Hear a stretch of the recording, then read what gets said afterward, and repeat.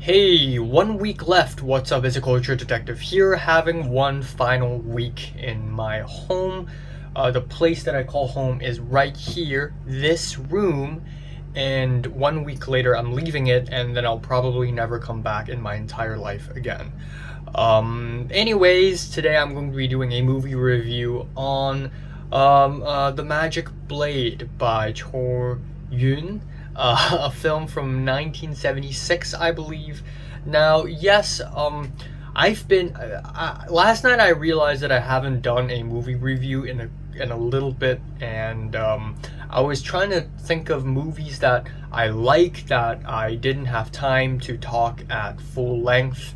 And I thought about maybe I should review The Florida Project by Sean Baker. Maybe I should review Solaris by Andrei Tarkovsky. But you know what? No. Both of these films are already known to be good. Like, I don't need to add any more commentary on it. I want to talk about a movie that not a lot of people know about. And that film is The Magic Blade.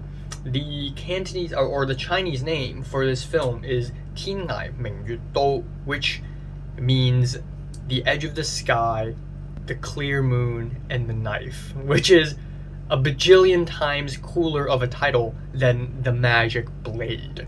But anyways, I saw this film on a big screen actually, with a full house, nearly a full house, and it is part of a retrospective organized by Hong Kong film funding organization led by Johnny To called Fresh Wave. And essentially this year they organized a Cho Yun retrospective, Cho Yun being one of the most important directors in Hong Kong film history. Throughout the 1960s to 70s until the late 80s, Cho Yun has been one of the most prolific and influential directors of Hong Kong. Now, I was lucky enough to catch one of the screenings, and one of the films that I was really excited to see, The Magic Blade. And in fact, lately I've been on a roll with these wuxia kung fu films from Shaw Brothers. If you don't know this, Shaw Brothers is one of the first big production companies in Hong Kong. They're essentially a ripoff of Warner Brothers, let's be honest here. But what's special about Shaw Brothers is that they specialize in kung fu films. They specialize in kung fu films where everyone's sort of in costume, they're on a studio set, and they just fight, and it usually has a certain pacing. Their films usually have a certain look with the anamorphic lens, the scope lens that they borrowed from Japan.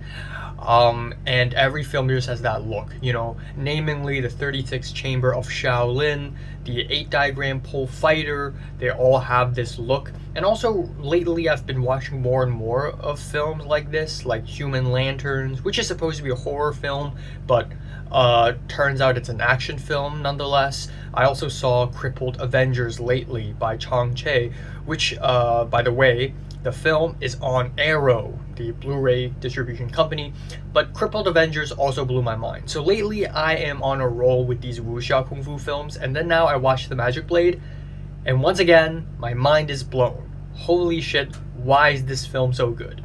Now, this is directed by Cho Yun, and prior to The Magic Blade, I've seen two Cho Yun films. One is The Great Devotion, which I saw way back in 2022, and apparently The Great Devotion is a film inspired by bicycle thieves, because the film is about poverty, is about people struggling, it's realism, and it kind of blew my mind that a film from the 1960s could have this much emotional potency in Hong Kong. Then earlier this year I saw The House of 72 Tenants, which is a huge influence on Stephen Chow's Kung Fu Hustle.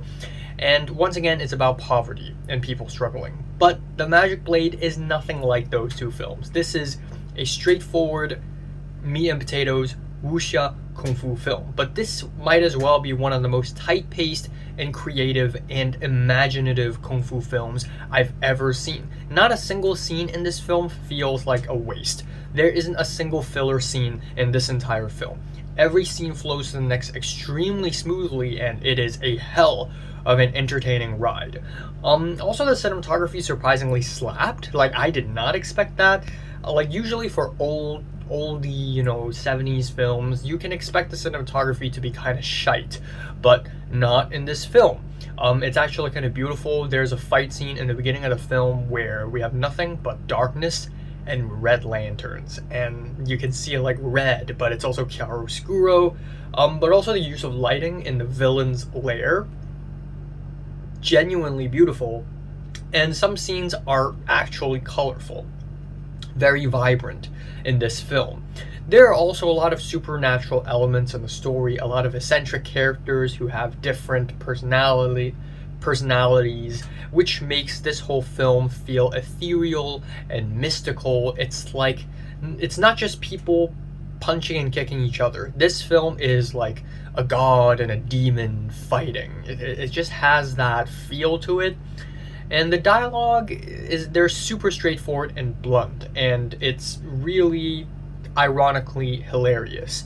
And it's blunt in an old-timey way, so a person would be dying on the deathbed, and he would grab the main character and say a secret, and he would just go, "Oh," and he would just conveniently dies. Or a character would walk into some creepy place, and one of these sub-villains would jump out of nowhere and say, "Hey, I need to kill you." It's bad, but it's great at the same time because it's hilarious, and I had a great laugh when I was sitting in the theater with other people. I was unironically really enjoying it. Also, usually bad, like straightforward dialogue, they're usually cringe, but this movie's concept is already crazy enough, so I don't mind blunt dialogue at all. I think it perfectly fits the vibe of the film. And the fights are entertaining as hell. None of them feel repetitive because every single fight is different. Every single villain, every single sub-villain has their own special weapon. So we have like red silk that sort of strangles you. We have iron chains. We have one of the sub-villains is a musician, and she's playing like a pipa or like some sort of lute, and she pulls the neck of the lute and it turns into a dagger. And then there are explosives. There's this sub-villain who is an old woman. She's fucking hilarious. Every time she's on screen, I was like, hell yeah. And the main character has this really cool spinning cleaver where she goes chung chung chung chung chung chung chung chung chung. It's just so much fun. I haven't had this much fun watching a wuxia kung fu film. I'm very impressed. I love this film. Please release it on Blu-ray. Oh, actually, it is releasing on Blu-ray if you're into collecting the Arrow Shaw Scope Volume 3. But yeah, this is a fantastic film. I enjoyed myself watching it. I'm feeling a light 9 on this thing. I can't deny it's great. So, have you watched The Magic Blade? Comments below. Let me know. Subscribe if you want more. And thanks for watching.